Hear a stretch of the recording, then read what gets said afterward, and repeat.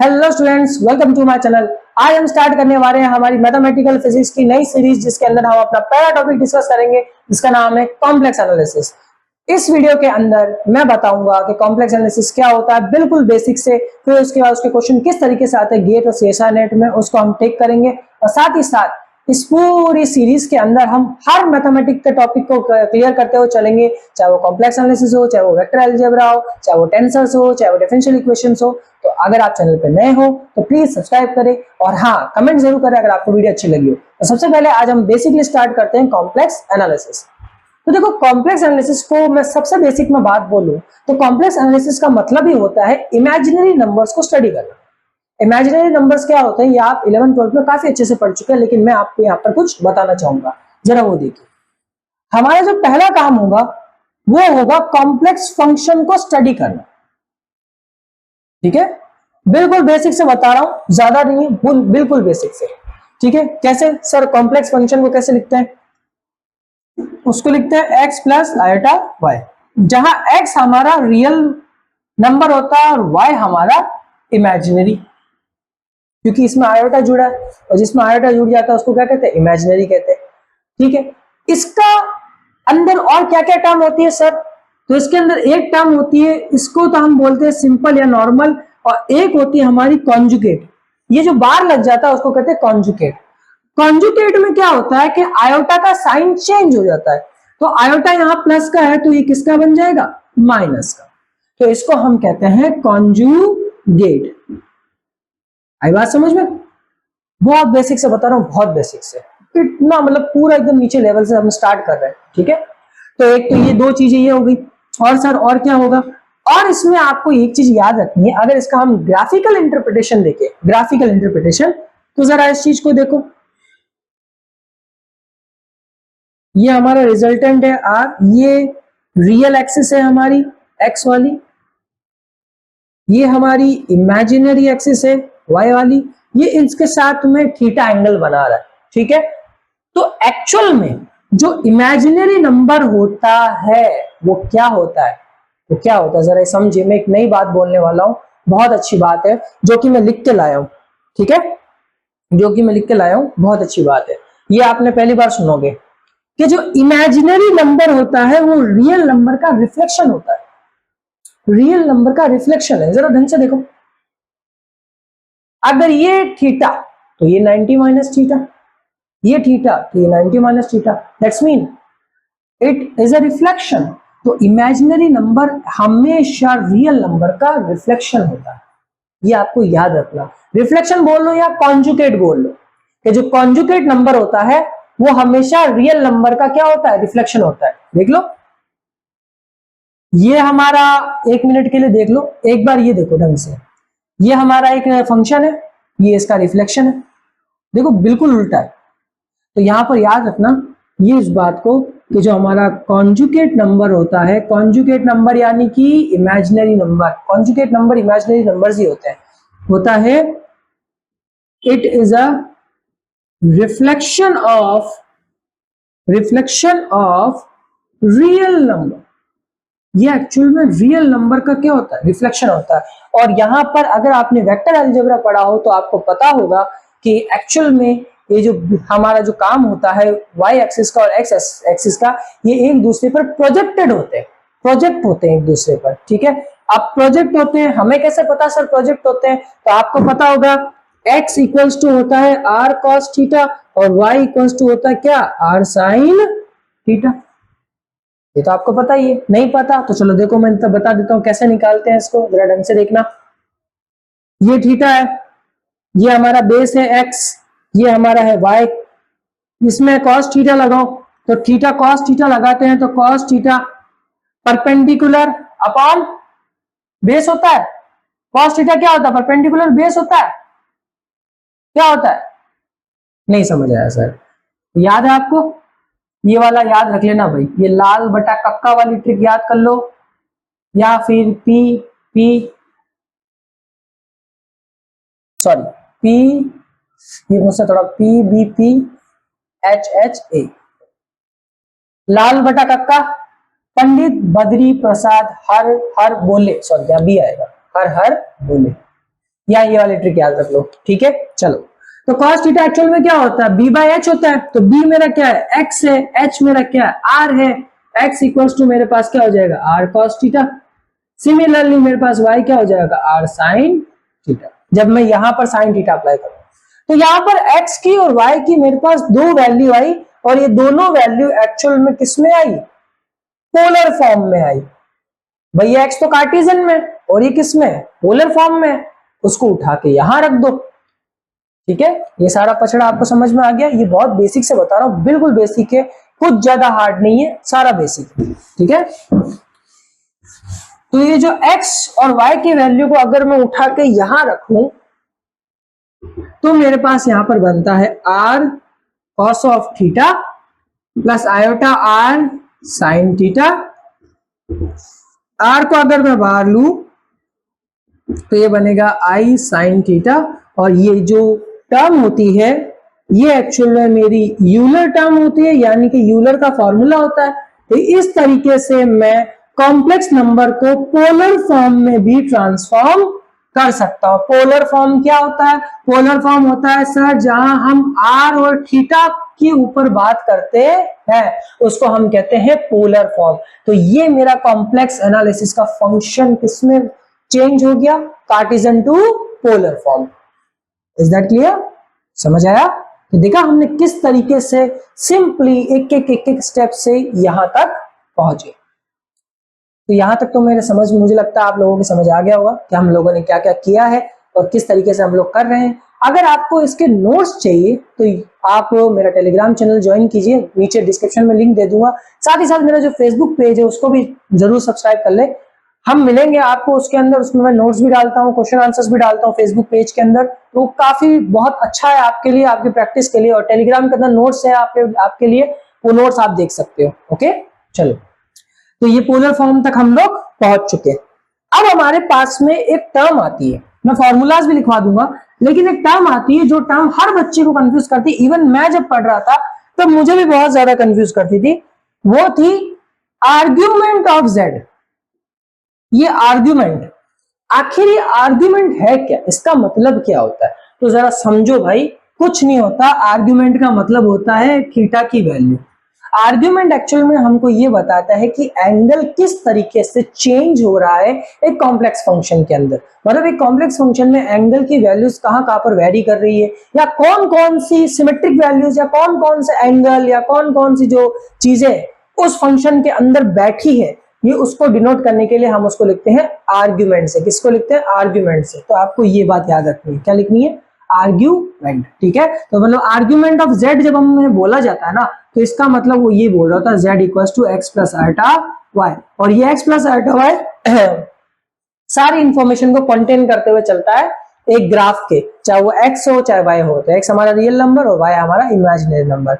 अगर हमें question graphical form में दे दे तो उसको इस फॉर्म में चेंज करके कर सकते हैं, अगर हमें नहीं दे तो ये फॉर्म हमें याद रखनी है और इसी से हमें सारा क्वेश्चन सॉल्व करना है। मैं आगे आपको बताऊंगा किस तरीके से क्वेश्चन सॉल्व होते हैं, ठीक है। तो ये आर्गुमेंट वाला भी मामला खत्म हो गया। अब हमारे पास में जो एक चीज आती है जो बहुत से बच्चों को शायद आती होगी, लेकिन मैं बता देता हूं, आता है हमारा मॉड्यूलस। मॉड्यूलस एक्चुअल में क्या होता है, हमारा जो z का फंक्शन होता है आपको उसका मोड लेना है। तो मोड लेने के लिए क्या होगा, under root x square plus Y square, ये इसका मोड होता है। याद रखना क्या होता है, मोड होता है। चलो, यहां तक बात खत्म हो गई, बिल्कुल बात खत्म हो गई। अब इसके कुछ फॉर्मूलाज है, प्रॉपर्टीज बोल लो इसकी, मैं वो लिख देता हूं, आपके काम आएगी, ठीक है। z1 plus z2 bar equal to z1 bar plus z2 bar, sorry z2 bar नहीं होगा, z1 z2 होगा। z1 minus z2 is always greater than equals to z1 minus z2, okay, और z1 z2 equals to z1 z2। ये सारा mode के अंदर काम हो रहा हो, याद रखना है इस बात को, ओके। चलो, तो ये बहुत ज्यादा इंपॉर्टेंट चीज थी, तो ये आपको याद रखना है, ठीक है। अब एक जैसे इसने एक बात बोली है कि भाई ये वाला आर्ग्यूमेंट ऑफ z1 z2, तो उसको हम लिख सकते हैं भाई argument of z1 plus argument of z2। और एक हमारा ये प्रॉपर्टी आ रही है argument of z1 by z2 equals to argument of z1 minus argument of z। ठीक है, अब आप इसको अच्छे तरीके से नोट कर ले, क्योंकि अब हम यहाँ पर कुछ ऐसी चीजों को डिस्कस करने वाले हैं जो आपने अभी तक कॉम्प्लेक्स नंबर्स में नहीं देखी होगी। तो मैं एक एक चीज को डिस्कस करूंगा। मैं सच में बोल रहा हूं, मैं कोई मजाक नहीं कर रहा, मैं एकदम बेसिक से शुरू मैंने किया है। फिर भी अगर किसी को समझ में नहीं आया हो तो मुझे कमेंट के अंदर जरूर बताएं कि सर हमें यहाँ पर प्रॉब्लम आ गई है, बिल्कुल समझ नहीं आ रहा, आपने यहाँ पर ये बात क्यों बोली। तो मैं आपको पर्सनली, आप मुझे चाहो तो इंस्टाग्राम पे मैसेज कर सकते हो, और साथ ही साथ मैं टेलीग्राम के अंदर पोल डाल दूंगा या टेलीग्राम के अंदर चैट बॉक्स ओपन कर दूंगा, जिससे कि आप आराम से डिस्कशन कर सकते हो इन टॉपिक्स के ऊपर मेरे साथ में। तो ठीक है, तो अगर आपको ये समझ आ गया है तो पहले आप इनको लिख लीजिए आराम से।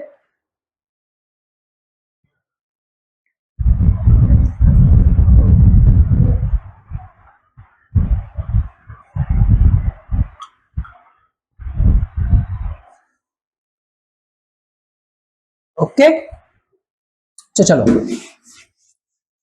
अब हम अपना काम करते हैं। सबसे इंपॉर्टेंट वो है square root of complex number.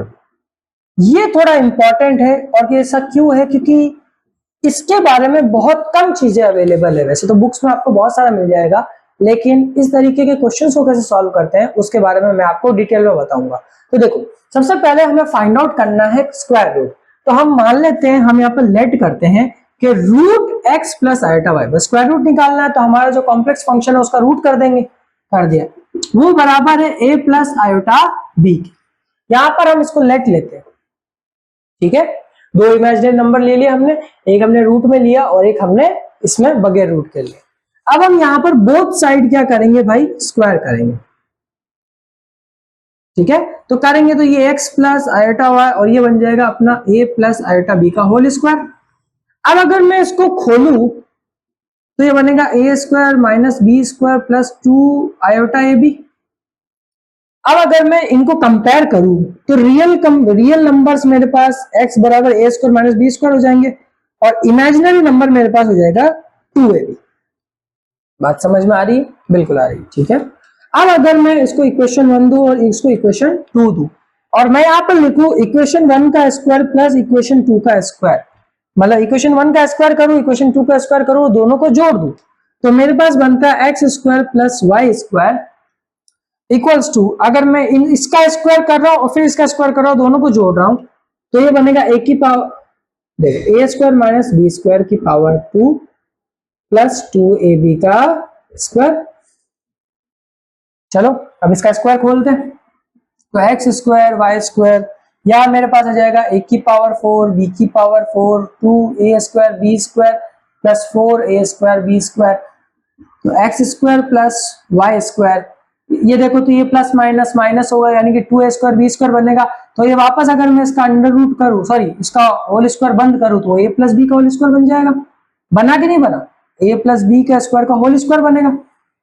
ये टर्म मेरे पास आ गई, समझ आ रही है आपको मैं क्या कहना चाह रहा था, देख लो। चलो, तो मेरे पास यहां पर ये टर्म है, तो इसको मैं इक्वेशन नंबर क्या मान लूंगा, 3 मान लूंगा। ठीक है, चलो ओके, नाउ इसको अंडर रूट में ले ले, ज्यादा काम आ जाएगा, क्योंकि सिंप्लीफाई करने में काम आएगा। ओके, चलो इसको इक्वेशन नंबर 3 मान लो। अच्छा, ये 3 ऐसे लिख देते हैं, रोमन में नहीं लिखेंगे। चलो, और यहां पर आप और मैं दोनों जानते हैं कि ए स्क्वायर माइनस बी स्क्वायर ये हमारा होता है एक्स, ये अभी निकाला है। ठीक है, तो देखो यहाँ पर 1 और 3 हमारे पास इक्वेशन दी हुई है, तो मैं यहाँ पर क्या करता हूँ, सबसे पहले इक्वेशन 1 प्लस इक्वेशन 2 करता हूँ, इक्वेशन 3 करता हूँ। जब मैं दोनों को जोड़ता हूँ तो जो दोनों को जोड़ूंगा तो आएगा भाई 2a square root x square plus Y square plus x. इस 2 को उधर भेजे, इस 2 को हम नीचे भेजेंगे, और इस पूरे का क्या ले लेंगे, अंडर रूट ले लेंगे।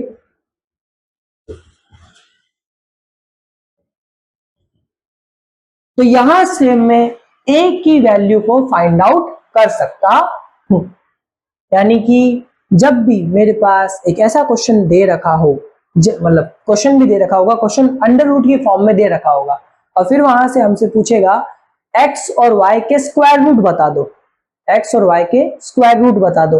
तो वहां पर हम सिंपली कुछ नहीं करेंगे, x और y की वैल्यू रखेंगे और स्क्वायर रूट निकल जाएगा। कैसे, वो अभी मैं आगे बताऊंगा। तो एक तो ये हो गया। अब दूसरा हम क्या करेंगे, इक्वेशन 1 माइनस इक्वेशन 3 कर देंगे, सिंपली है। तो ये मैं यहां से हटा रहा हूं, तो कुछ मेरा ये कुछ इस तरीके से बनेगा, b equals to plus minus root of x square plus Y square minus x upon 2 की पावर हाफ। ठीक है, तो ये कुछ इस तरीके से बनेगा। तो ये a की वैल्यू और b की वैल्यू मेरे पास आई। क्वेश्चन किस तरीके का आएगा वो भी मैं आगे क्वेश्चन सॉल्व करूंगा, आपको समझ में आ जाएगा कि एक्चुअल में मैं यहाँ करना क्या चाह रहा हूँ और क्वेश्चन में एक्चुअल में पूछता क्या है। ठीक है, तो एक्चुअल में होगा क्या, हमारे पास कोई कॉम्प्लेक्स फंक्शन होगा और हमसे उसके स्क्वायर रूट पूछेगा, तो हम आराम से उसके स्क्वायर रूट को फाइंड आउट कर सकते हैं बड़े इजी तरीके से इन फॉर्मूलाज की मदद से। अभी फॉर्मूला अप्लाई कैसे करते हैं उसके लिए हम वो क्वेश्चन कराएंगे, लेकिन पहले आप एक नोट डाल के एक बात लिखिए। क्या, देखो एक्चुअल के अंदर यहां पर काम किसकी वजह से खराब हो रहा है और किसकी वजह से अच्छा हो रहा है, तो वो देखते हैं। देखो ये x प्लस आयोटा वाई को जरा ढंग से देखो, अगर यहां पर आयोटा नहीं होता तो ये पूरा नंबर ही रियल है, तो फिर हम आराम से क्वाड्रेटिक इक्वेशन का फॉर्मूला लगाकर इसका रूट फाइंड आउट कर सकते थे। लॉजिक की बात बोल रहा हूं ना, बिल्कुल। लफड़ा यहां पर आयोटा की वजह से क्रिएट हुआ, दैट्स मीन यहां y की वैल्यू बहुत ज्यादा मैटर करती है प्लस और माइनस पे, कि y की वैल्यू प्लस होगी तो क्या होगा, माइनस होगी तो क्या होगा, क्योंकि वहां पर सारे लफड़े क्रिएट होने वाले हैं।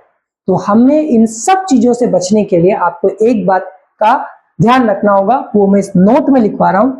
अगर y की वैल्यू प्लस होती है तो जो आपके स्क्वायर रूट आएंगे वो हमेशा या तो प्लस प्लस में होंगे या माइनस माइनस में होंगे, फिक्स बात है। दोनों स्क्वायर रूट या तो प्लस में आएंगे या दोनों स्क्वायर रूट माइनस में आएंगे, कभी ऐसा नहीं होगा कि एक प्लस का और एक माइनस का आएगा, गारंटी है। एक एग्जाम में पहचानने का तरीका है कि अगर आपके स्क्वायर रूट या तो दोनों प्लस प्लस के या दोनों माइनस माइनस के, इसका मतलब आपका y पॉजिटिव नंबर है। तो अगर एग्जाम में कभी भी ऐसा कोई क्वेश्चन आ जाए जिसमें हमसे स्क्वायर रूट पूछ ले और ऑप्शन के अंदर दोनों पॉजिटिव, आप y देख लेना क्वेश्चन के अंदर y पॉजिटिव है तो y पॉजिटिव है, ऑप्शन के अंदर देख लेना कौन से दो नंबर एक जैसे है, मतलब कौन से दो नंबर्स का साइन एक जैसा है, अगर एक जैसा साइन है तो उसी ऑप्शन को आपको टिक करना है। अभी मैं क्वेश्चन कराऊंगा उससे आपको और अच्छे से समझ में आएगा। और अगर y हमारा नेगेटिव है तो या तो हमारे पास प्लस माइनस आएंगे या माइनस प्लस आएगा, या तो प्लस माइनस या माइनस प्लस, इस तरीके से हमारे पास पेयर्स बनते हैं। तो आपको ये दो चीजें ध्यान रखनी है, क्या y की वैल्यू पे ही सारा खेल है, तो ये दोनों कहीं पर नोट कर ले आराम से, फिर मैं आपको आगे इसका एक क्वेश्चन कराता हूं। मेरे पास क्वेश्चन यहाँ पर लिखा हुआ है, काफी अच्छा क्वेश्चन है मेरे पास। ओके चलो हटा दे इसको, हटा दो इसको। अब पहले क्वेश्चन कराएंगे तब हमें स्क्वायर रूट अच्छे से समझ में आएगा, नहीं तो नहीं आएगा। तो क्वेश्चन मेरे पास है 3 माइनस 4 आयोटा। अब देखो ये है, हमसे कहा है find the square root of given function. क्या आपके पास में जो फंक्शन गिवन है उसका स्क्वायर रूट फाइंड आउट कर दो, आराम से फाइंड आउट होगा। अभी हमने क्या करेंगे, कुछ मत करना, ये देखो पहले मैं आपको अंदाजा बता देता हूं। मैंने क्या बोला, सारा मामला y के ऊपर है, तो देखो यहाँ पर x की वैल्यू 3 है, y की वैल्यू माइनस का 4 हो गई। माइनस का 4 है, इसका मतलब हमारा एक रूट प्लस का एक माइनस का आएगा या फिर एक माइनस का एक प्लस का आएगा।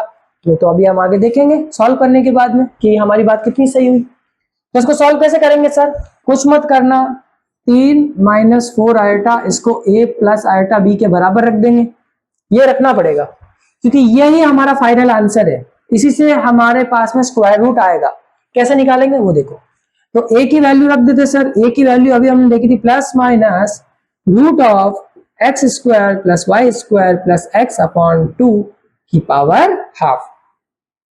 सो a equals to plus minus x की जगह कितना रखेंगे 3, तो आएगा 3 का स्क्वायर, y की जगह रखेंगे तो 4 आएगा, 4 का स्क्वायर 16, 16 प्लस 9 25, 25 का रूट 5। मैं डायरेक्ट लिख देता हूं, वहां चलो लिख देता हूं 9 प्लस 16 प्लस 3 बटा 2 पावर हाफ। अब तो मैथमेटिक्स के बच्चे हैं हम। 5 प्लस 3 बटा 2 1/2, तो ये हमारे कितना आएगा 4 आएगा। देखो 8 बटा 2 4 होता है, 4 का रूट कितना होता है प्लस माइनस 2। हमारे पास प्लस माइनस 2 आया, एक ही वैल्यू हमारे पास प्लस माइनस 2 आई। चलो सर अंडर रूट वाली बात तो अभी भी क्लियर नहीं हुई। अभी देखो पहले इसको देखो।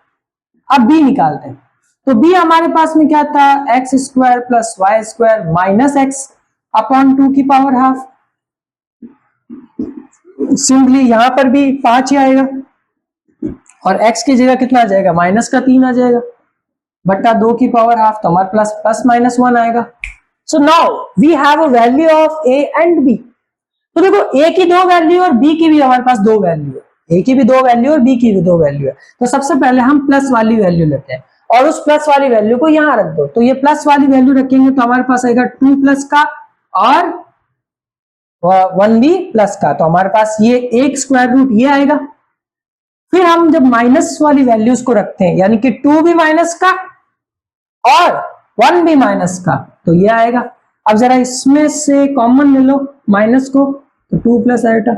अब जरा ढंग से देखो, एक स्क्वायर रूट प्लस का आया, एक स्क्वायर रूट माइनस का आया। हमारी बात सही हुई या नहीं हुई? बिल्कुल सही हुई, हमारी बात बिल्कुल सही हुई। हमने शुरू में ही अंदाजा लगा लिया था कि एक स्क्वायर रूट प्लस का आएगा और एक स्क्वायर रूट माइनस का आएगा। तो एग्जाम में आपको क्वेश्चन किस तरीके से टेक करने, अगर आपके पास में इस तरीके का क्वेश्चन आए, उसमें सबसे पहले y की वैल्यू को देख लो कि सर y की वैल्यू क्या है। y की वैल्यू को देख लिया, जैसे ही y की वैल्यू को देख लिया ऑप्शंस में जाओ, ऑप्शन में जाकर देखो कि भाई अगर y की वैल्यू सपोज करते हैं पॉजिटिव आ गई, तो इसका मतलब ये है वहां पर जो 2 स्क्वायर रूट दे रखे होंगे ना, वो सेम साइन के होंगे, या तो वो प्लस प्लस के होंगे या वो माइनस माइनस के होंगे। तो उससे फायदा ये होगा कि आपके पास 50% चांसेस और बढ़ जाएंगे। क्यों? क्योंकि 2 ऑप्शन तो कैंसिल हो जाएंगे, 4 ऑप्शन होते हैं, 2 ऑप्शन तो हमेशा के लिए कैंसिल हो जाएंगे, बचेंगे सिर्फ 2 ऑप्शन। तो 2 ऑप्शन बचेंगे तो उनमें से कोई एक ही सही होगा, तो उसमें फिर आप सॉल्व करके भी देख सकते हो। तो ये तरीका है स्क्वायर रूट के प्रॉब्लम्स को टेक करने का गेट एंड सीएसआई नेट में। सो आई होप सो आपको ये मजा आया होगा समझकर। अब हम आगे चलने वाले हैं हमारे कुछ फॉर्मूलाज के ऊपर, फिर हम और इस पर डिस्कस करेंगे। ठीक है, चलो मैं बारी बारी एक एक टॉपिक विद क्वेश्चन डिस्कस करने वाला हूं। सब्सक्राइब जरूर करना, लाइक कर देना और हाँ कमेंट करना मत भूलना, क्योंकि वीडियो बनाने में मुझे बहुत मेहनत लगती है। ठीक है, तो इसलिए आप हमारी मेहनत का थोड़ा सा सम्मान करें, कमेंट करें, लाइक करें, शेयर करें और हाँ सब्सक्राइब करना ना भूलें। ठीक है, चलो अब मैं यहाँ पर आपके सामने कुछ फंक्शंस लिखने वाला हूँ। बहुत इंपॉर्टेंट फॉर्मूलाज है ये मतलब कोर है पूरे कॉम्प्लेक्स एनालिसिस का। तो आप पहले इनको नोट कर लीजिएगा। हमारे पास साइन वाई e की power minus iota y e की power minus iota y by 2 होता है, और साइन z हमारे पास बात एक ही है, और कॉस y हमारे पास में होता है e की power iota y plus e की power minus iota y by 2। एक ये फॉर्मूला बहुत इंपॉर्टेंट है। दूसरा हमारे प्रॉब्लम आती है हाइपरबॉलिक फंक्शंस। अब हाइपरबॉलिक फंक्शंस में जैसे आ गया साइन एच एक्स, तो वो हो जाता है e की पावर x e की पावर माइनस एक्स बाय 2। यहां पर आइटा वाले फंक्शन नहीं आते, याद रखना। हाइपरबॉलिक फंक्शंस एक्चुअल में रियल फंक्शंस की तरह वर्क करते हैं, तो दैट्स व्हाई यहां पर छोटी सी बातों का आप लोग हमेशा ध्यान रखोगे कि यहां पर आइटा नहीं आता। ठीक है, चलो तो यहां पर ये हो गया अपना। अच्छा साइन में यहां पर नीचे 2 आइटा आएगा, याद रखना इस चीज को। ठीक है, साइन के अंदर यहां पर एक्चुअल में 2 आइटा आता है, ये बात याद रखना। 2 आइटा आता है यहाँ पर, क्योंकि ये बहुत ज्यादा फिर वो प्रॉब्लम क्रिएट करता है अगर आप नहीं करोगे तो इसको। यहाँ पर 2 आइटा आएगा। अब यहाँ पर हम कुछ रिलेशंस बताएंगे आपको हाइपरबॉलिक फंक्शंस के बीच में और सिंपल फंक्शंस के बीच में। तो रिलेशंस है हमारे, बहुत इंपॉर्टेंट है। हमारा पहला रिलेशन है साइन आयोटा एक्स होता है हमारा iota sine H X hyperbolic X, और sine iota sine H X sorry H iota X हमारा होता है आयोटा साइन एक्स। ये कन्वर्सेशन में बहुत काम होते हैं। कॉस आयोटा एक्स हमारा होता है कॉस एच एक्स, और कॉस एच आयोटा एक्स हमारा होता है कॉस एक्स, और टेन आयोटा एक्स हमारा होता है आयोटा टेन एच एक्स, और टेन एच आयोटा एक्स हमारा होता है आयोटा टेन एक्स। ये फॉर्मूलाज हैं, इनको एक बार अच्छे से नोट कर ले, आराम से वीडियो को पॉज करके। फिर मैं कुछ क्वेश्चंस कराऊंगा कि भाई ये फॉर्मूलाज हमारे इतने काम क्यों आ रहे हैं। ठीक है,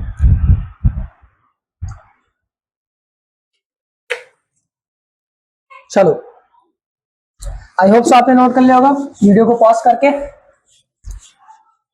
चलो अब हम एक क्वेश्चन करते हैं जिससे हमें इनका यूज समझ में आ जाएगा। क्वेश्चन में बोला गया है cos h u plus iota v हमारे पास में दिया हुआ है, और हमसे बोला है प्रूफ करो कि भी एक्स स्क्वायर अपॉन, ये क्वेश्चन है x प्लस आयोटा y, हमसे बोला गया कि भी x square upon cos h square upon u y square sine h square upon u equals to 1 होता है। हमको बोला है कि भाई आपके पास में ये चीज गिवन है, आप ये प्रूफ कर दो।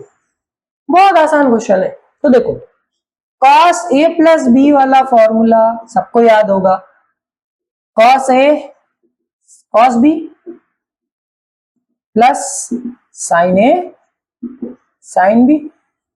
चलो तो cos a इसके अंदर लगाते हैं, तो cos u plus iota v equals to cos u cos आयोटा v साइन u साइन आयोटा v। अब भी हमने जस्ट एक फंक्शन पढ़ा था, हमने कहा था cos आयोटा x होता है cos hx। अभी हमने पढ़ा इसको, तो हम इसको चेंज करेंगे तो ये बनेगा cos u और cos hv। चेंज हो गया भाई, आयोटा x था यानी यहाँ पे तो x की जगह v है तो वो चेंज हो जाएगा। चलो प्लस, फिर हमारे पास में इस साइन आयोटा v को हम चेंज करेंगे, तो अभी हमने देखा साइन आयोटा x हमारा होता है आयोटा साइन hx। मुझे थोड़ा फॉर्मूले के अंदर थोड़ी डाउट रहता है इसलिए मैं लिख के लाया हूं। ठीक है, तो यहां पर हम रखेंगे क्योंकि इतना फैमिलियर मैं खुद भी नहीं हूँ फॉर्मूलाज के साथ में से, ये बात याद रखिएगा। भले ही मैं एक टीचर हूँ लेकिन कुछ चीजें ऐसी होती है कि हर टीचर नहीं कर सकता, तो मुझे इस बात को कहने में कोई शर्म नहीं है। तो कमेंट के अंदर कोई ये चीज ना लिखे कि सर आपको फॉर्मूला भी याद नहीं। ठीक है, चलो अब इसको जरा चेंज करते हैं, तो आयोटा में आगे लिख लेता हूं, तो ये बनेगा sine u sine h v. आया हमारे पास में, आ गया। चलो ये हमारा टोटल बराबर किसके हो जाएगा, x प्लस आयोटा y के, ये क्वेश्चन में दे रखा है।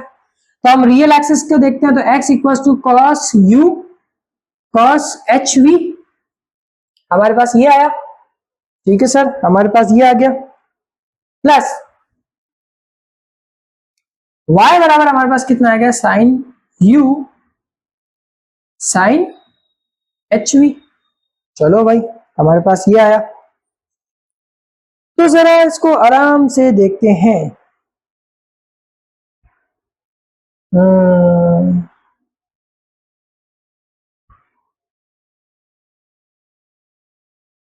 ओके ओके ओके ओके, यहां पर एक छोटी सी गलती मुझसे हो गई, एक छोटी सी गलती होगी, बहुत छोटी सी।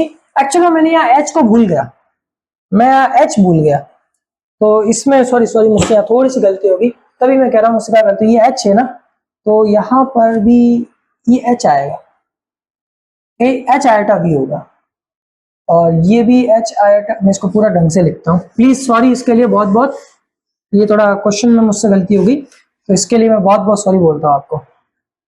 तो ये मेरा बनेगा cos H U cos H iota V और sine H U sine H iota V. ठीक है, चलो भाई ये छोटी सी गलती हो गई थी, इस गलती को हमने सुधार दिया है, और मैंने सुधार दिया है आपके लिए, मुझसे बहुत बड़ी गलती होगी, इसके लिए सॉरी। तो देखो cos h आयोटा v को मैं लिख सकता हूं cos v, ठीक है, और sin h आयोटा v को मैं लिख सकता हूं आयोटा sin h v, ये मैं लिख सकता हूं, आराम से लिख सकता हूं, ठीक है। तो इस बात का आपको ध्यान रखना है कि भाई यहाँ पर ये जो सर से गलती हुई है, ये गलती आप लोग ना करें, ठीक है। sin v होगा, सॉरी sin v होगा, ठीक है। चलो, ये जो आपको अभी मैंने पीछे कन्वर्सेशन बताया ना, उसके अंदर ये चीजें, सो नाउ पुट कर देते हैं इन चीजों को। अच्छा, ये हमारा x प्लस आइटा y के बराबर रख देते हैं, ये क्वेश्चन में दे रखा है। अच्छा, इसको जरा ढंग से देखो, cos h u cos v हो जाएगा, और आयोटा अगर मैं आगे ले लूं तो sin h u और sin v हो जाएगा। अब मैं यहाँ पर कंपेयर करूं रियल एक्सिस को और इसको इमेजिनरी एक्सेस को, या नंबर बोल लो, तो हमारे पास ये बनता है। ओके, चलो इसको जरा चेंज करते हैं, इसको अगर मैं नीचे ले लूं,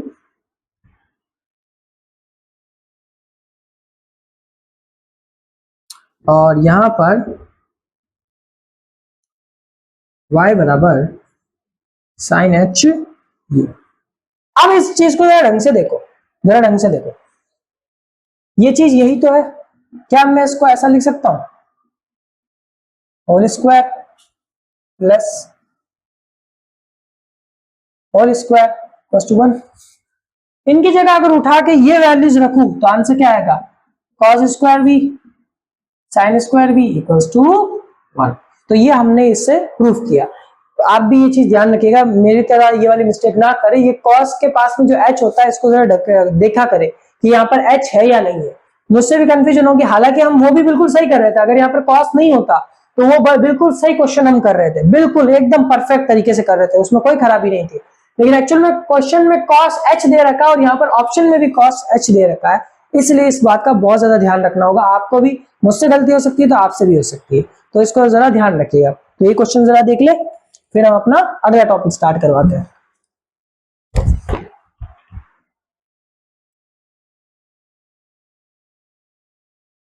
अब हमारा जो अगला टॉपिक है,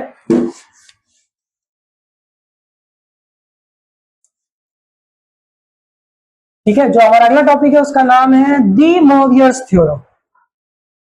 देखो, डी मोवियर्स थ्योरम आपने पढ़ी होगी, सबने पढ़ी होगी, मैंने भी पढ़ी है, ठीक है। इसका यूज कैसे लेते हैं सर, वो बता दो, क्योंकि इसके क्वेश्चंस टैकल कैसे करते हैं वो बताने। तो देखो, डी मोवियर थ्योरम मेरी बहुत आसान होती है, कुछ नहीं होता है कि हमें cos theta plus iota sine theta की पावर, अगर हमारे पास में n गिवन हो, क्या गिवन हो भाई, n गिवन हो, ठीक है, तो हम उसको लिखते हैं cos की power n theta plus iota sine n theta, cos n theta iota sine n theta. यही डी मोवियर्स थ्योरम है, इसी को इस तरीके से रिप्रेजेंट करते हैं हम लोग, आराम से सॉल्व कर सकते हैं। तो सर इसका कोई क्वेश्चन करें, बिल्कुल करो। इसका क्वेश्चन बड़ा आसान है, हमारे पास एक क्वेश्चन दिया है कि भाई x plus iota y v r 1 minus root 3 की पावर 100। तो हमसे पूछा है कि भाई x और y की वैल्यूज को बता दो, पॉइंट x y की वैल्यूज को बता दो। देखो, ये क्वेश्चन दिखने में बहुत भयानक है, यहां पर x और y की वैल्यूज को बताना है आपको, जबकि यहां पर पावर 100 दी गई है। तो इस तरीके के क्वेश्चन को सॉल्व करने के लिए आपको पहले यूज करना लॉजिक, फिर लगानी डी मोवियस थ्योरम। तो देखो कैसे करेंगे,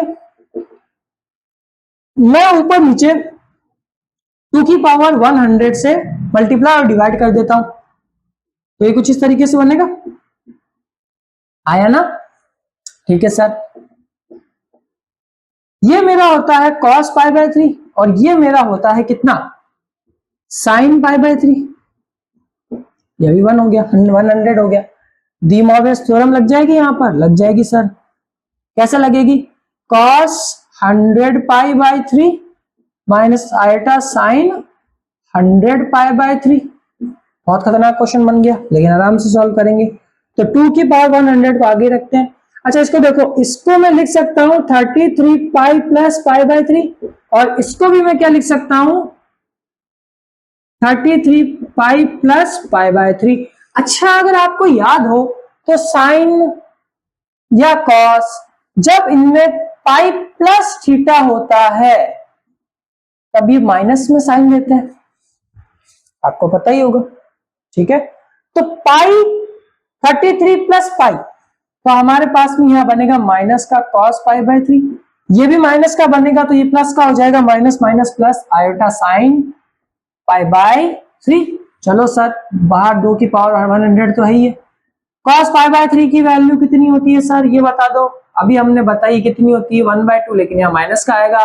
आयोटा की वैल्यू सर, नहीं, साइन पाई बाय 3 की वैल्यू √3/2। ठीक है सर, आ गया। अंदर मल्टीप्लाई करो, अंदर मल्टीप्लाई किया तो आ गया भाई 2 की पावर 99 प्लस आयोटा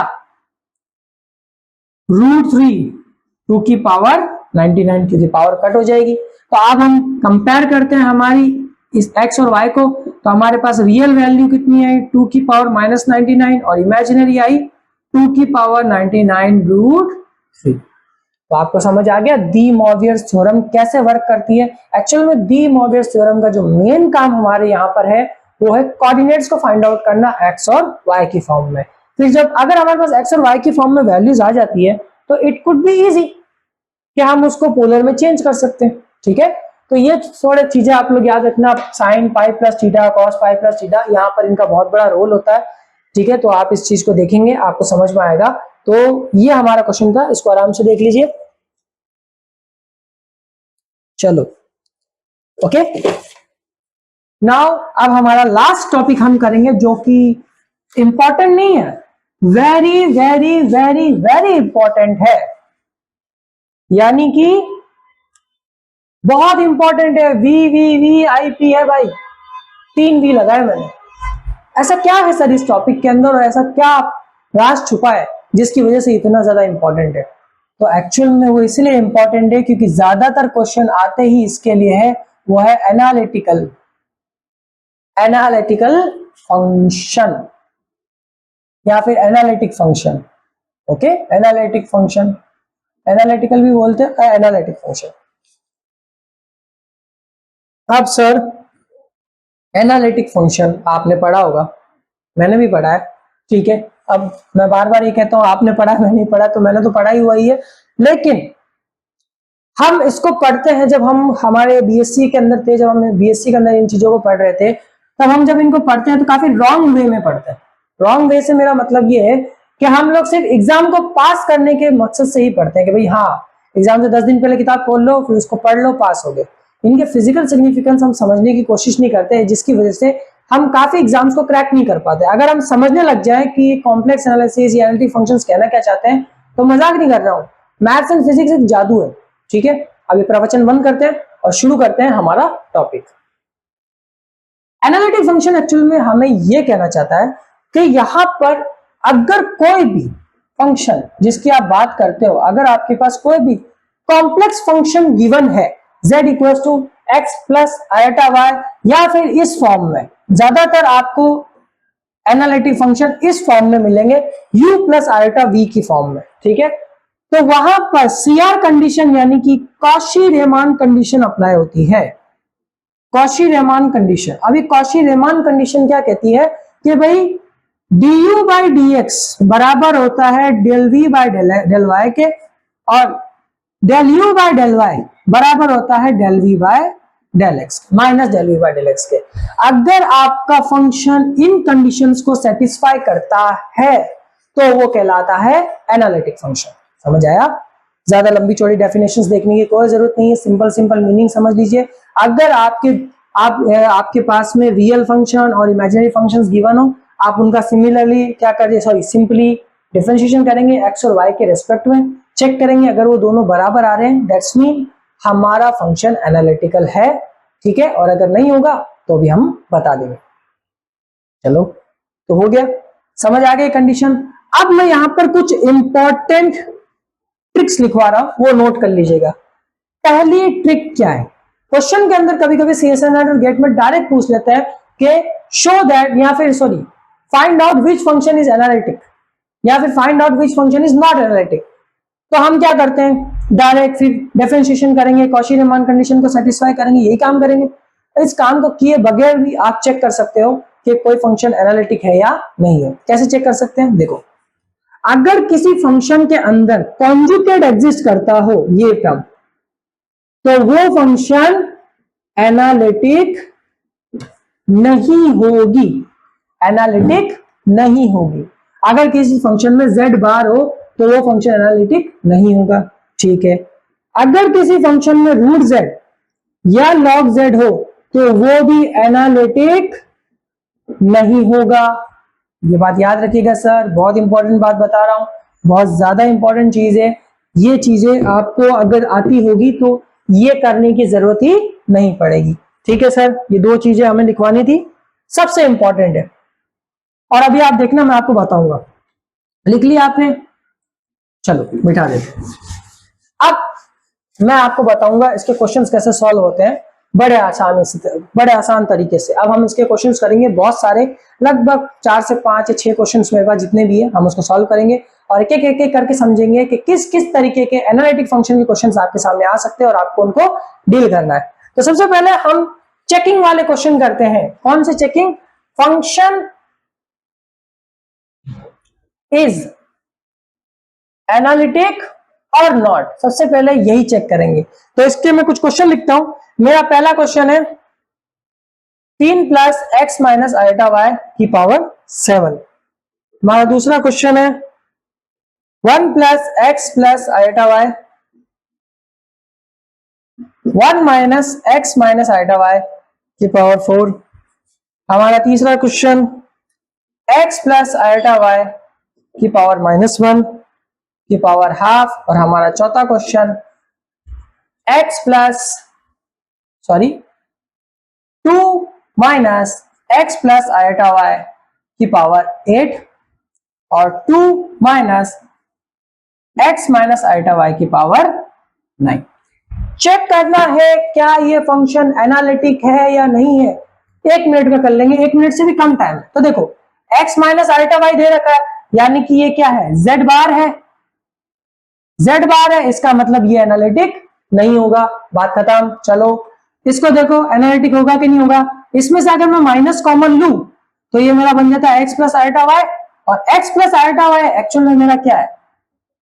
z है, z है, इसका मतलब ये फंक्शन एनालिटिक होगा, क्योंकि ये कुछ इस तरीके से बन जाएगा, ये कुछ इस तरीके से बन जाएगा, इसका मतलब ये मेरा फंक्शन एनालिटिक है। चलो ये चेक करो, क्या ये एनालिटिक है?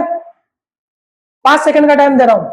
5 4 3 2 1। कितने लोगों ने कहा कि ये फंक्शन एनालिटिक है? ये फंक्शन एनालिटिक नहीं है। क्यों नहीं है सर? जरा ढंग से देखो, पावर हाफ है और अभी हमने बोला है रूट जेड जो होता है वो एनालिटिक नहीं होता। सर यहाँ पर रूट जेड तो है ही नहीं, इतना बड़ा ब्रैकेट है, तो जरा इसको ढंग से देखो, z -1 हो जाएगा, एक्स प्लस आइटा वाई की जगह z रख दूं तो z -1 की पावर हाफ हो जाएगा। तो ये मेरा एनालिटिक नहीं होगा, इसको आपको याद रखना। ये आपको धोखा देने के लिए ऐसे क्वेश्चंस दिए जाएंगे, तो इसको आपको बहुत ज्यादा ध्यान रखना। जरा इसको देखो, इसको देखा तो सर ये हो रहा है हमारा माइनस, अगर मैं कॉमन लूं तो एक्स माइनस आइटा वाई बन रहा है 8, और अगर यहां मैं लूं तो एक्स प्लस आइटा वाई बन रहा है। अब सर यहां पर तो z बार भी आ गया और z भी आ गया। अब ये फंक्शन एनालिटिक होगा या नहीं होगा?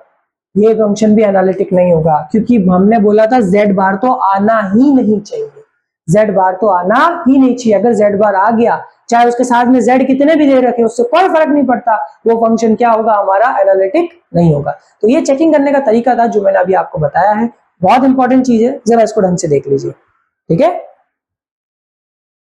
तब तक थोड़ा पानी वानी पी लेते हैं।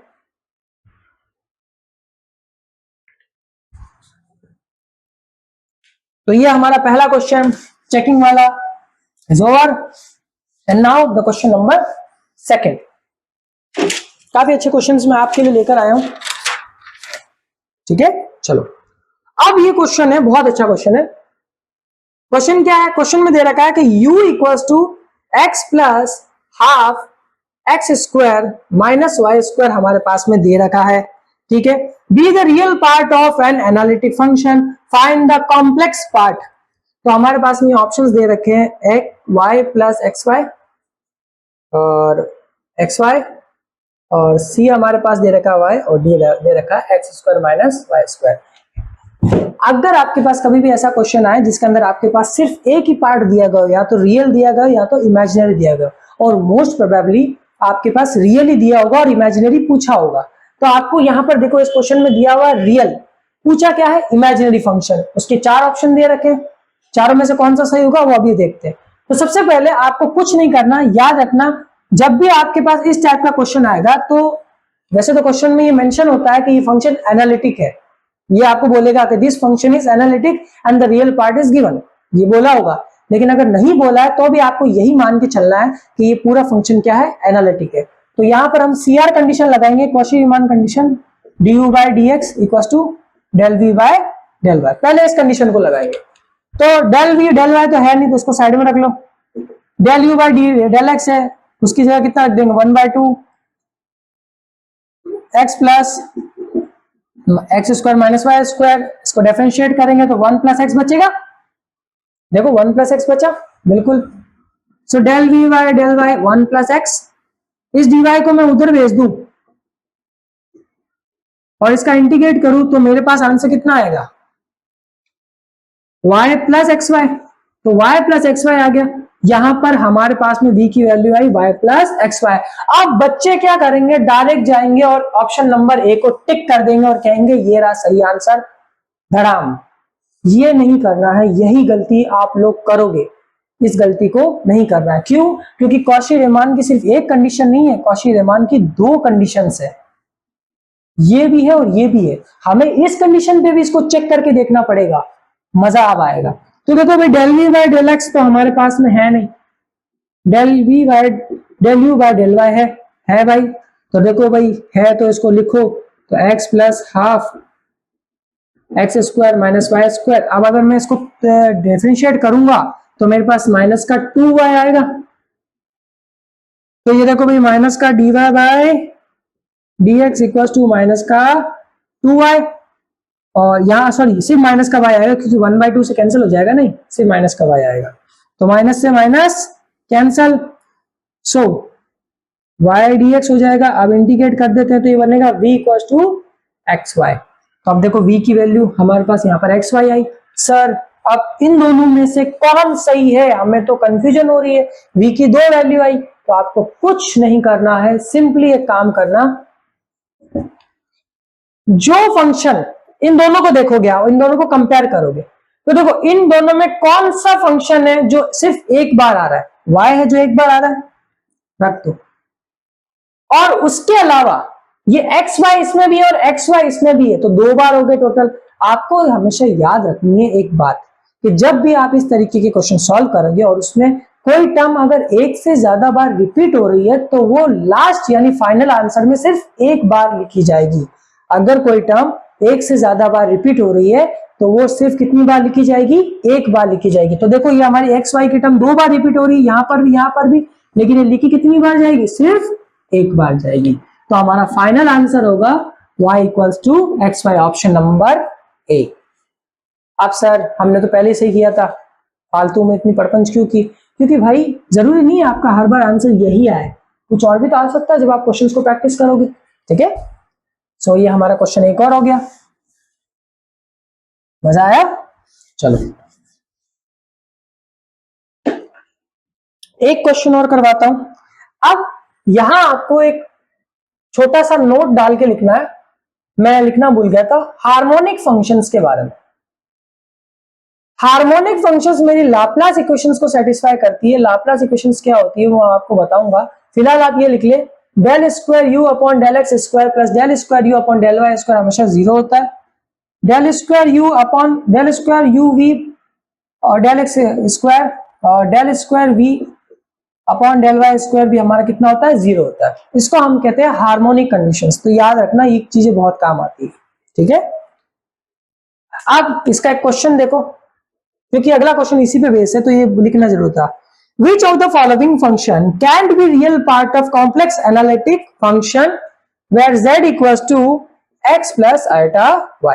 हमारे पास यहाँ पर ऑप्शन दे रखे हैं भाई x square y x square minus y square, x cube minus 3xyz और D 3x square y minus y minus y cube.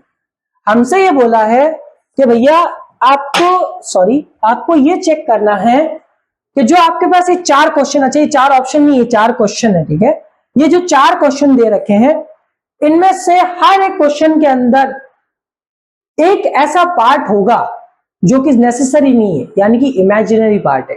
आपको बताना है कि इन चारों में से कौन सा पार्ट क्या है, इमेजिनरी है, ठीक है, इमेजिनरी है, या फिर हम बोल सकते हैं रियल नहीं है, ठीक है। जैसे मेरे इस क्वेश्चन में लिखा हुआ है कैंट बी रियल, या फिर आप डायरेक्ट बोलेंगे इमेजिनरी, यानी कि आपको फाइंड आउट करना है इस फंक्शन में इमेजिनरी पार्ट कौन सा है। नहीं समझ आया तो क्वेश्चन से देखो। तो मैं इस क्वेश्चन को लेता हूं एक्स स्क्वायर वाई, ले लेते हैं भाई। अब देखो ये सारे रियल फंक्शन ही है, सारे रियल है, इसका मतलब ये किसके बराबर होंगे, यू के बराबर होंगे। क्वेश्चन में आपको सब कुछ रियल दे रखा है, देखो सारे फंक्शंस रियल दे रखे हैं। आपसे पूछे क्या, इमेजिनरी वाले पूछे कि ये बताओ इसके अंदर से इमेजिनरी फंक्शन कौन सा हो सकता है। तो कुछ मत करना, इस कंडीशन को रखेंगे हमारी हार्मोनिक फंक्शन की, यानी कि इसका डबल डेरिवेटिव करेंगे। तो जरा इसका डबल डेरिवेटिव करो, तो डेल स्क्वायर यू एक्स के रेस्पेक्ट में इसका डबल डेरिवेटिव करेंगे तो 2y आएगा, और y के रेस्पेक्ट में अगर इसका डबल डेरिवेटिव करेंगे तो 0 आएगा। जरा दोनों को जोड़ दो तो 2y प्लस 0 बराबर तो आना चाहिए था 0, लेकिन ये 0 के बराबर नहीं आया। हमारे पास क्या बचा, 2y बचा। तो ये जो 2y मेरा है ये एक्चुअल में मेरा क्या है, इमेजिनरी नंबर है, या फिर बोलेंगे इमेजिनरी पार्ट है, या फिर बोलेंगे रियल पार्ट नहीं है। तीनों में से कोई एक बात वो क्वेश्चन में पूछेगा, मतलब तीनों एक ही है लेकिन क्वेश्चन में अलग अलग तरीके से बोल देगा। वो बोलेगा cantt be real, can not be real, find the imaginary part. तो ध्यान रखना। तो ये तीनों क्वेश्चन भी आप करके देखें और मुझे बताएं कि इनमें कौन कौन से पार्ट है जो इमेजिनरी है। हमने यहां पर फाइंड आउट किया तो 2y निकला, तो इसमें से भी कुछ ना कुछ तो निकलेगा। तो ये 3 क्वेश्चन आपके लिए होमवर्क है, इनको जरूर करिएगा और सॉल्व करके मुझे बताइएगा। ओके, चलो। तो सिंपली आज हमने इतने अच्छे क्वेश्चंस किए हैं हमारे एनालिटिक फंक्शन के। तो आई होप सो आपको वीडियो बहुत ज्यादा अच्छी लगी होगी। तो अगर अच्छी लगी है तो मैंने बिल्कुल बेसिक से लेकर एडवांस तक कराया है। छोटी मोटी गलतियां मुझसे बीच में हुई है, मैं इसको एक्सेप्ट करता हूं, लेकिन अगर ओवरऑल वीडियो अच्छी लगी है तो यार एक कमेंट, एक लाइक, एक शेयर और एक सब्सक्राइब जरूर करें। और अगर आप CSI नेट गेट के नोट्स चाहते हो तो मेरा टेलीग्राम चैनल नीचे लिंक दे दूंगा, उसको ज्वाइन करें। उसके अंदर आपको बने बनाए नोट्स मिल जाएंगे। मैंने जो मेरे खुद के हैंड रिटन नोट्स है वो भी अपलोड कर दूंगा, वो भी आपको मिल जाएंगे और काफी अच्छी इंफॉर्मेशन चीजें आपको मिल जाएगी। क्वेश्चन, डेली क्वेश्चंस मिल जाएंगे। फेसबुक पेज भी हमारा ज्वाइन कर लीजिए, जहां पर मैं डेली वीडियोस और क्या नाम है डेली ट्रिक्स भी अपलोड करता हूँ, क्वेश्चन आंसर्स भी अपलोड करता हूँ। तो वो भी हमारा, उसका लिंक डिस्क्रिप्शन में दे दूंगा, तो वो भी ज्वाइन कर लीजिए। तो मिलता है हमारे नेक्स्ट वीडियो में। सब्सक्राइब करें, लाइक करें और शेयर करना ना भूलें। नेक्स्ट वीडियो के अंदर हम अगली चीजों को डिस्कस करते हुए चलेंगे।